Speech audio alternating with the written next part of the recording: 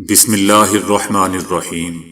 السلام علیکم دوستو، دنیا بھر کی خبروں میں آج آپ سنیں گے، لیکن اس سے پہلے اگر ہو سکے تو لائک اور سبسکرائب کا بٹن ضرور دبا لیں۔ شکریہ۔ روس نے کہا ہے کہ ایران ہمارا قریبی ساتھی ہے اور روس نے ثالثی کے لیے اپنی آمادگی کا اظہار بھی دوستو کیا ہے۔ روس کا کہنا ہے کہ ایران روس کا قریبی ساتھی ہے اور روس خطے کی موجودہ پیچیدگیوں سے متعلق پیش رفت سے لا تعلق نہیں ہے۔ امریکہ اور ایران کے تعلقات کی پیچیدگی نہ صرف ایران بلکہ پورے مشرق وسطی کے لیے ممکنہ طور پر دھماکہ خیز ہے۔ روس کا کہنا ہے کہ روس مشرق وسطی میں موجودہ پیچیدگیوں کو حل کرنے کے لیے اسرائیل، ایران یا امریکہ پر ثالث کے طور پر مرضی مسلط کرنے کا قائل نہیں ہے۔ روس کا یہ بھی کہنا ہے کہ اسرائیل، امریکہ اور ایران جانتے ہیں کہ روس مشرق وسطی کی صورتحال کے حل میں شرکت کے لیے تیار ہے اور سابقہ معاہدوں پر عمل پیرا ہے۔ روس کا دوستو یہ بھی کہنا ہے کہ روس مشرق وسطی کی موجودہ پیچیدگیوں پر بات چیت کے لیے اسرائیل، امریکہ اور ایران کے ساتھ رابطے میں ہے۔ امریکہ اور روس کے درمیان جوہری ہتھیاروں کی تعداد محدود رکھنے والے آخری معاہدے کی دوستو میعاد ختم ہو چکی ہے۔ امریکہ اور روس کے مابین جوہری ہتھیاروں کا یہ معاہدہ ختم ہونے سے دنیا میں نئی اسلحے کی دوڑ کے خدشات بڑھ چکے ہیں۔ چائنا کا کہنا ہے کہ امریکہ روس جوہری معاہدہ نیو سٹارٹ کی میعاد ختم ہونا افسوسناک ہے۔ چائنا کا دوستو یہ بھی کہنا ہے کہ امریکہ روس کے ساتھ استحکام پر بات چیت دوبارہ شروع کرے۔ اقوام متحدہ نے بھی معاہدے کے خاتمے کو عالمی امن اور سلامتی کے لیے ایک نہایت ہی سنگین لمحہ قرار دیتے ہوئے امریکہ اور روس سے مطالبہ کیا ہے کہ وہ بلا تاخیر کسی متبادل فریم ورک پر مذاکرات شروع کریں۔ دوستو یاد رہے کہ یہ معاہدہ امریکہ اور روس کے درمیان 2010 میں طے پایا تھا۔ یہ معاہدہ ان چند اہم عالمی معاہدوں میں شامل تھا جن کا مقصد تباہ کن جوہری جنگ کو روکنا تھا۔ معاہدے کے ختم ہونے کے ساتھ ہی امریکہ اور روس کے درمیان اسلحہ کنٹرول کے اس تعاون کا بھی عملی طور پر خاتمہ ہو چکا ہے۔ اس معاہدے نے سرد جنگ کے اختتام میں اہم کردار ادا کیا تھا۔ اس معاہدے کے تحت دونوں ممالک کے لیے تعینات جوہری وار ہیڈز کی حد 1550 مقرر کی گئی تھی، جبکہ ڈیٹا کے تبادلے، پیشگی اطلاعات اور سائٹ پر معائنوں جیسے شفافیت کے اقدامات بھی شامل تھے۔ صدر ٹرمپ کو جان سے مارنے کی کوشش کرنے والے شخص کو دوستو عدالت نے عمر قید کی سزا سنا دی ہے۔ ریان راؤتھ نامی شخص نے 2024 کے صدارتی انتخابات سے 2 مہینے قبل صدر ٹرمپ پر حملہ کرنے کی کوشش کی تھی۔ ملزم نے کئی ماہ تک اس حملے کی منصوبہ بندی کی اور اپنے اقدام پر کسی قسم کے پچھتاوے یا ندامت کا ابھی تک اس نے اظہار نہیں کیا تھا۔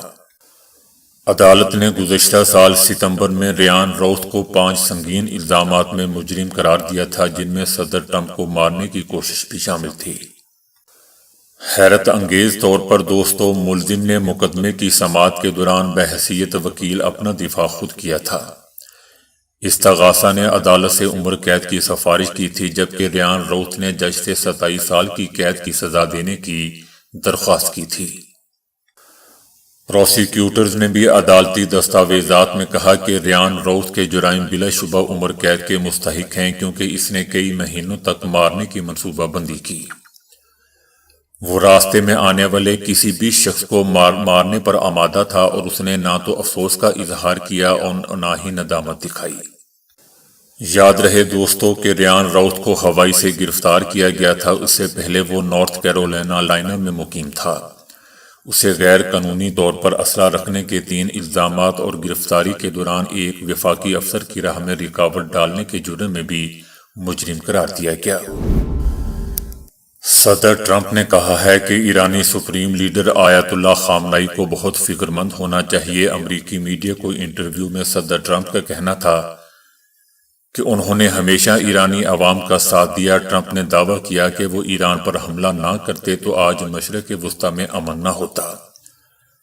امریکی صدر کا یہ بیان دوستو ایسے وقت میں سامنے آیا ہے جب دونوں ممالک کے درمیان ایران کے جوہری پروگرام پر مذاکرات ہونے والے ہیں۔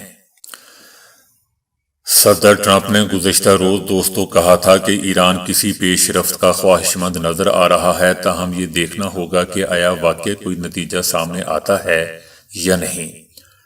ایک موقع پر صدر ٹرمپ نے بولے کہ ماضی میں بھی ایران کو بات چیت کا موقع ملا لیکن وہ نتیجہ خیز ثابت نہیں ہوا، جس کے بعد ہم نے ایران کے خلاف آپریشن مڈ نائٹ شروع کیا۔ مجھے نہیں لگتا کہ ایران مڈ نائٹ آپریشن جیسی کارروائی دوبارہ چاہے گا۔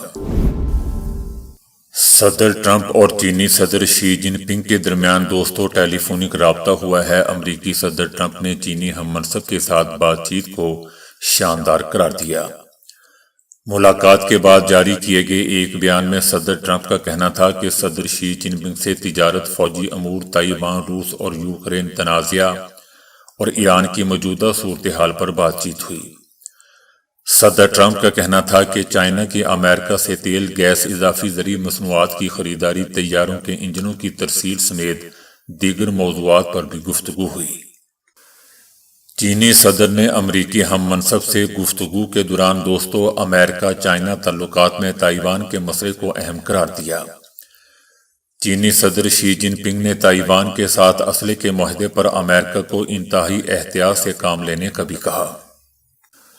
دوسری طرف روس کا کہنا ہے کہ چینی صدر اور روسی صدر پوٹن نے ایران، یوکرین اور دیگر عالمی اہم مسائل پر تبادلہ خیال کیا ہے۔ صدر پوٹن نے دورہ چائنا کی دعوت بھی قبول کر لی۔ عمران خان کے صاحبزادے قاسم خان کا کہنا ہے کہ وہ اور ان کے بھائی اپنے والد سے ملاقات کے لیے پاکستان آنا چاہتے ہیں، تاہم پاکستانی حکومت جان بوجھ کر ان کے ویزوں پر کارروائی نہیں کر رہی۔ ان کا مزید کہنا تھا کہ عمران خان گزشتہ 914 دنوں سے تنہائی میں قید ہیں اور اس دوران ان کی صحت مسلسل خراب ہو رہی ہے، جبکہ انہیں آزاد اور غیر جانبدار طبی سہولیات تک رسائی بھی فراہم نہیں کی جا رہی۔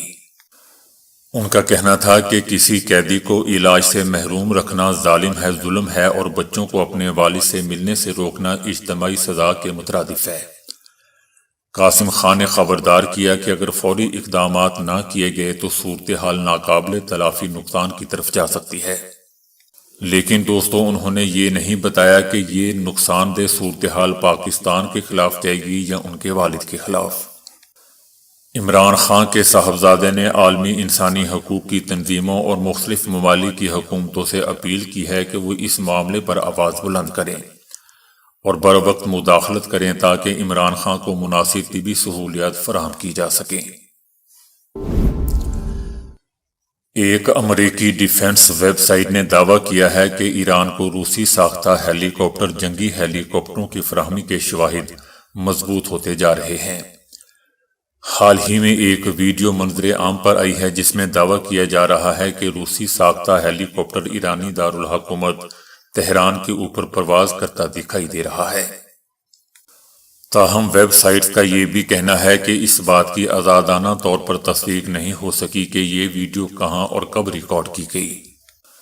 یاد رہے دوستو کہ یہ ہیلی کاپٹرز خود کار مشین گن سے لیس ہوتے ہیں اور 4 ہارڈ پوائنٹ پر مختلف ہتھیار لے جا سکتے ہیں، جن میں ٹینک شکن میزائل اور راکٹ شامل ہے۔ اس ہیلی کاپٹر کا بنیادی سینسر سسٹم ماسٹ، ریڈار اور ہیلی کاپٹر کے اگلے حصے میں نصب انفراریڈ کیمرے پر بھی مشتمل ہوتا ہے۔ ماہرین کا کہنا ہے کہ ایران میں اس ہیلی کاپٹر کی موجودگی اس بات کی بھی دلیل ہے کہ روس کی جانب سے مزید ہتھیاروں اور فوجی ساز و سامان کی ترسیل ہو رہی ہے یا جلد متوقع ہے۔ ماہرین کا دوستو یہ بھی کہنا ہے کہ اسرائیل کے ساتھ 12 روزہ جنگ کے بعد ایران اپنے کمزور ہو چکے عسکری ذخیرے کو مضبوط بنانے کی کوشش کر رہا ہے، خاص طور پر فضائی۔ ایسے میں اس ہیلی کاپٹروں کی ممکنہ فراہمی اسی حکمت عملی کا حصہ سمجھی جا رہی ہے۔ ایرانی سپریم لیڈر آیت اللہ خامنائی کے مشیر شمخانی نے ایک انٹرویو میں دوستوں کہا ہے کہ ایران کی افزودہ یورینیم کو بیرون ملک روس یا کہیں اور ملک میں منتقل کرنے کا معاملہ مکمل طور پر خارج الامکان ہے۔ علی شمخانی کا کہنا تھا کہ ایران اس وقت جنگ کے سائے میں زندگی گزار رہا ہے، تاہم اس تیاری کا مطلب تصادم کی خواہش نہیں بلکہ دشمنوں کی جانب سے دی جانے والی دھمکیوں اور دباؤ کا جواب ہے۔ علی شمخانی نے دوستو واضح کر دیا کہ مذاکرات صرف جوہری معاملے پر اور صرف امریکہ کے ساتھ ممکن ہیں، بشرطے کہ دو بنیادی شرائط پوری کی جائیں جو کہ دھمکیوں کا خاتمہ اور غیر حقیقت پسندانہ مطالبات سے دستبرداری بھی ہو۔ ان کا کہنا تھا کہ ایران کی افسودہ یورینیم کسی دوسرے ملک منتقل کیے جانے سے متعلق خبروں کو ہم مسترد کرتے ہیں، اس اقدام کا کوئی جواز نہیں بنتا۔ انہوں نے ایرانی سپریم لیڈر کے اس فتوے کی یاد دہانی بھی کروائی جس میں جوہری ہتھیاروں پر پابندی عائد کی گئی ہے اور زور دیا گیا ہے کہ ایران کا جوہری پروگرام مکمل طور پر پرامن ہے۔ علی شمخانی کا دوستو یہ بھی کہنا تھا کہ اگر خدشات برقرار رہتے ہیں تو ایران ملک کے اندر ہی یورینیم افسودگی کی سطح 60% سے کم کر کے 20% تک لانے پر غور کر سکتا ہے، لیکن یہ اقدام صرف ٹھوس سیاسی اور معاشی معاوضے کے بدلے ہی ممکن ہوگا۔ شمخانی نے دوستو خبردار کیا کہ آئندہ کسی بھی تصادم کی صورت میں جنگ ایران کی سرحدوں تک محدود نہیں رہے گی، یعنی کہ ان کا کہنا تھا کہ امریکہ کے جہاں جہاں اڈے موجود ہے وہاں پہ بھی اٹیک کیا جائے گا۔ ان کا کہنا تھا کہ ماضی کی محاذ آرائیوں میں اختیار کی گئی ضبط اور تحمل کی پالیسی کو دوبارہ نہیں دہرایا جائے گا، اور اگر خطے میں موجود اڈوں سے خطرات لاحق ہوئے تو ایران مناسب جواب دے گا۔ اسرائیل کو براہ راست مخاطب کرتے ہوئے ان کا کہنا تھا کہ اگر امریکہ نے ایران پر حملہ کیا تو ایران جواب میں یقینی طور پر اسرائیل کو بھی نشانہ بنائے گا، کسی بھی مغالطے میں مت رہنا۔ ان کا کہنا تھا کہ ایران کے نقطۂ نظر سے امریکہ اور اسرائیل الگ الگ نہیں ہیں بلکہ علاقائی سلامتی کے تناظر میں ایک ہی محاذ کا حصہ ہیں۔ یوکرین کے صدر نے انکشاف کیا ہے کہ روس کے ساتھ جاری جنگ میں اب تک تقریباً 55,000 یوکرینی فوجی ہلاک ہو چکے ہیں، جبکہ بڑی تعداد میں فوجی تاحال لاپتہ بھی ہیں۔ ان کا کہنا تھا کہ ہلاک ہونے والوں میں پیشہ ور فوجی اور جبری بھرتی کیے گئے اہلکار دونوں شامل ہیں۔